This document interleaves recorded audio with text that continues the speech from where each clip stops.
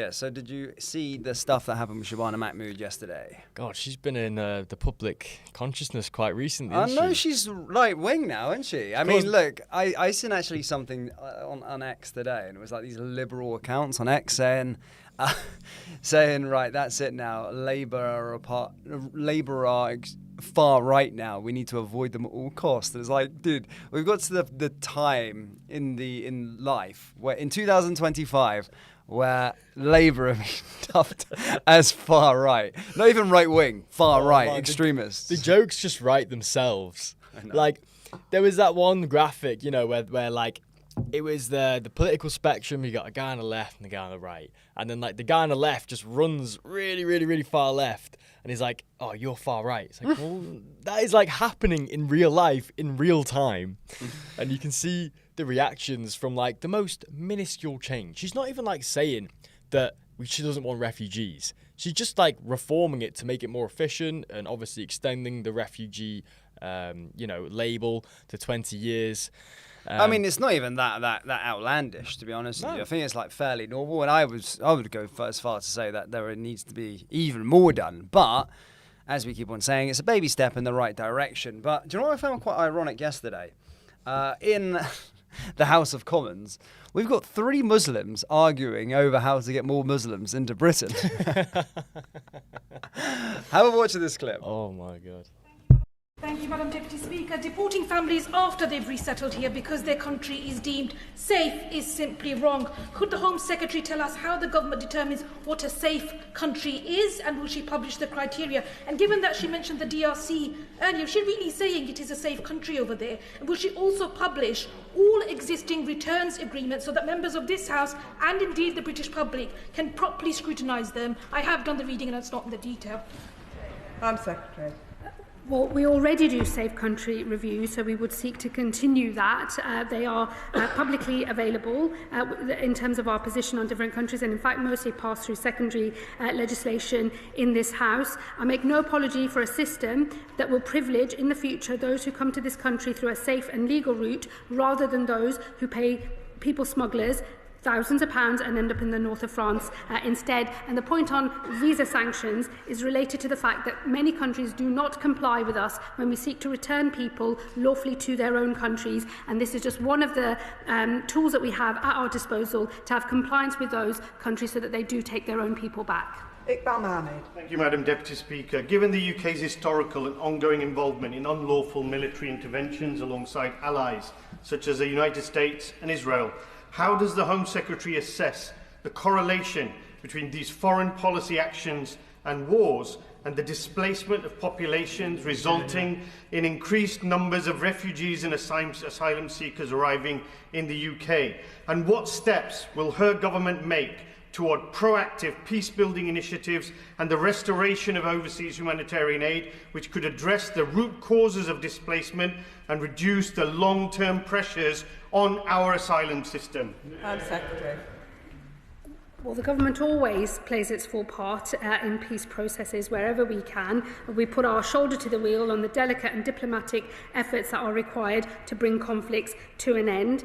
But that is not actually what is relevant for what we're discussing today. We have a broken system today. We have thousands of people stuck in the system today. And we have thousands of people coming on boats through the north of France through reasons that are nothing to do with the British government. But we still fulfil our international obligations, and we will do so going forward as well. But I make no apology for wanting to move to a system where we incentivise safe and legal routes instead. How do you think our ancestors will feel with that clip?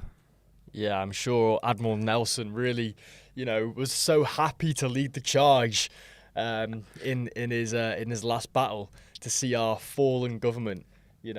All these people. You have to actually be a little bit ruthless when you come to these types of semantic issues, right? Because, what is the future of our country if we're not even in the conversation about the future of our country, right?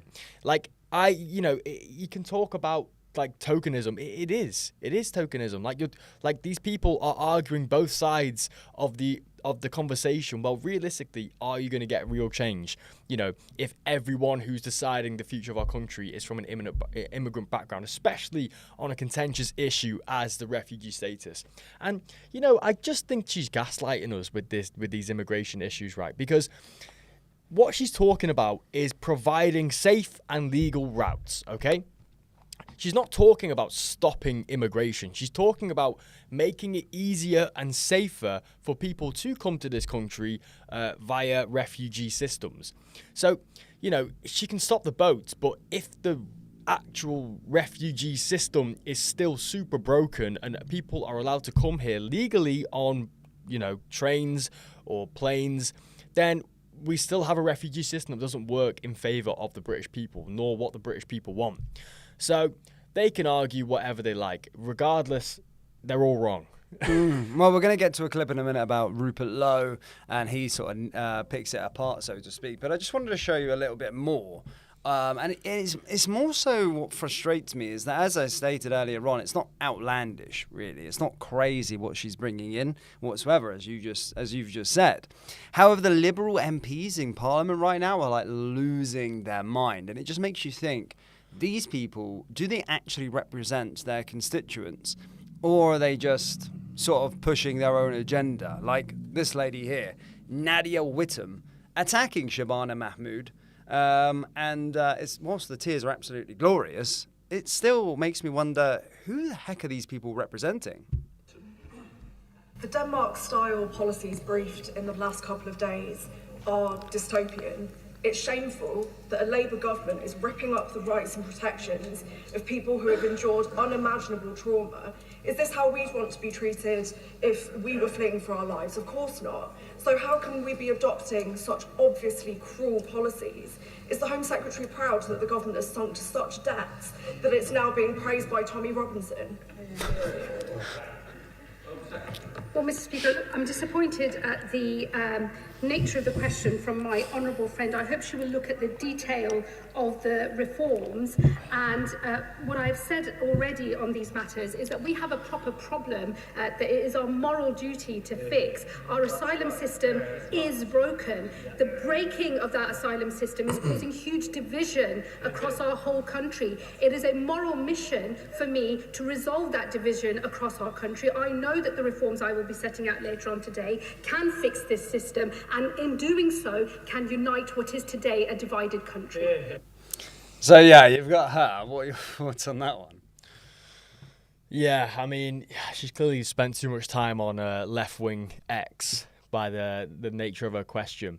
I don't know, like, she's talking about people who have, endured unimaginable trauma to get to this country. But nobody, forced them to do it. Yeah. It's their own doing. They made the conscious decision. Well, you can say conscious or not. I'm not sure a lot of these people have a conscience. But they made a decision to leave their home countries, to become, a traveller, a refugee, to move throughout Europe, to get to France, to pay the smuggler, to get on the boat, to come over. They took all these risks willingly. No one's forcing them to get this unimaginable trauma. And you look at these guys in France, they're joyous that they've got it this far. They're happy. They want to get to the UK, the land of milk and honey, where they get, free hotels and free food. They have all, we can look at some interviews in a second where these people have, siblings there and they want to come and work. They're all, if they're saying they want to come here to work and that's their main priority, well, they're economic refugees and we should treat them as such through the visa processes, which again is another conversation. Just because somebody had a hard time and they might have had some trauma and refugee, we don't owe them anything, because that would entail every single person who is not in the UK and who come from third world countries, that would give them the right to come here. And that would also be the end of what is today a United Kingdom. So, I don't know. It's just wild. Well, there was a little bit more for Liverpool meltdowns, and this time, of course, the Green Party have been in the headlines recently. And have a look at this one. She has a massive hissy fit. To out-reform is actually just boosting this baseless far-right narrative and will only deepen divisions when we urgently need leadership and hope instead. Let me tell her. I couldn't care less what any other political party has to say about these matters. I don't care what other politicians are saying on the television. I don't care what other activists are saying either. I care about the fact that I have an important job to do, and I can see that there is a problem here that needs to be fixed. If it was possible to pretend there wasn't a problem because there wasn't one, I wouldn't be saying there is one. There is a genuine problem in this asylum system, and we need someone to sort it out, not to pretend it doesn't exist, which I'm afraid is one of the things that fuels the division in the first place. My own constituents, since I have been Home Secretary, have been telling me directly of abuses in the visa system that they can see with the evidence of their own eyes long before any officials in Whitehall have ever clocked onto those things. It is a moral responsibility when you see something broken to fix it and to make sure that the fact that it's broken is not fueling division in our country. And let me also say to her, it is Green Party politicians who are absolute hypocrites because they talk great language in here and then oppose asylum accommodation in their own constituencies. What's eating him? Jesus, she's like a little Rottweiler, isn't she? Oh, no, man. But it's true, though, because there was literally the Green Party deputy leader who did a post. She was like, she's coming on saying, oh, they're doctors and engineers, the ones that are coming across on the boats. But she was the one that said, yeah, but I don't want them housed in my constituent. And the hypocrisy, you know, this like moral righteousness of kind of like trying to like outwoke each other.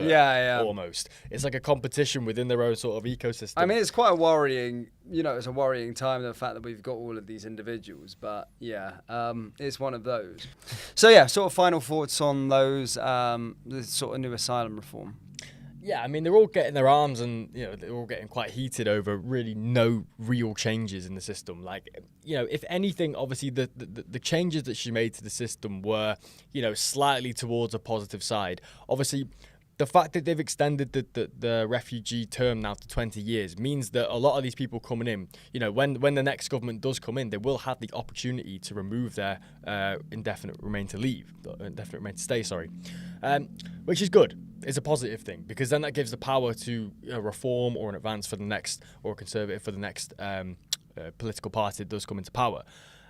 What I was scared of, actually, is kind of what Elon Musk was referring to when he did his speech at the United Kingdom protest, is that a lot of these people would come into this country and they were essentially trying to import voters. Well, when you're on this like refugee status, you don't have the ability to vote, which is good. Because we know that if all these people were granted this ability to vote, they would all vote Labour, and that would be like a Labour dirt tactic and to get voters in through the back end. So they're kind of like stopping that in the tracks, which is good. And that obviously comes from the overwhelming political pressure from the likes of people like Rupert Lowe, who, by the way, I think if he just ran as an independent for Prime Minister, he'd get it, because the amount of public support that he has right now, like the virality of him on Twitter, is insane. So obviously it's working. It's pushing that sort of, it's pushing these politicians to come back to this common sense policy and common sense sort of middle ground that the public so desperately want. Obviously this Green Party, politician, I have no idea who she is, but she I would take one look at her and know exactly what her views are on everything in life. Yeah, it's like that, but they've never lived in the real world, so to speak. It's like, they sort of breed in Bristol University, and they kind of like get sort of indoctrinated into this sort of stuff. Yeah. I've seen dudes that used to play rugby and football start to put sort of pronouns in their bio on Instagram now that went to Bristol University. So there's something happening there, but that's the world that they kind of live in. And they come out with these outlandish claims. And the scary thing is, if a general election was going to be called tomorrow, 18% of the country would vote for the Green Party. How wild is that, man? Mental. How wild is that? No and, borders. She was talking about a lot of them being girls as well. Suicidal empathy. That's it, yeah. And, she was talking about the fact that the housing crisis isn't caused by refugees. Like, it's such a low, IQ. You can just, take one or two deviations from that point, refugees coming in, to understand that the housing crisis is actually being, increased massively by refugees, because you have companies like Serco who have contracts with the government who are buying HMOs. So your own tax money is fighting against you in the rental market. Your own tax money is fighting against you in just the general housing market.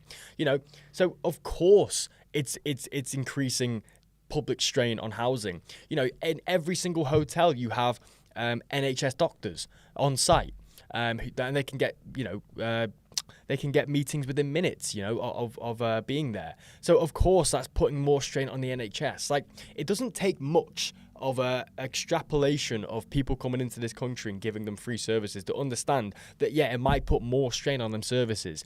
So she's completely gaslighting everyone here by saying that, it's a far-right conspiracy theory. It's so dead and gone, this whole narrative of blaming everything on the far right and using it as like this identity politics buzzword in order to justify bringing in loads of random illegal men who don't like you, want nothing to do with you. And I guarantee you, if she spent just a second in the real world or had any real world experience, if she actually had empathy for people who were survivors of sexual assaults and murders that we see on the daily, if she actually understood what normal people have to go through with her suicidal policies, then she would actually understand the ramifications of what she's saying, because what she's saying is very dangerous. As we talked about before, this suicidal empathy, she's got so much empathy in the complete wrong areas. Like, she doesn't care about the future and the well-being of the people who are in this country, who are native to this country, who are born in this land, and who have generations upon generations of heritage in this culture. We built a culture that is so good that everyone in the world wants to come to it. And yet, she just wants to replace that culture with foreign men who know nothing about us, nothing about our heritage, don't want to assimilate, want to come here, earn money, send it back to their families, and that's it.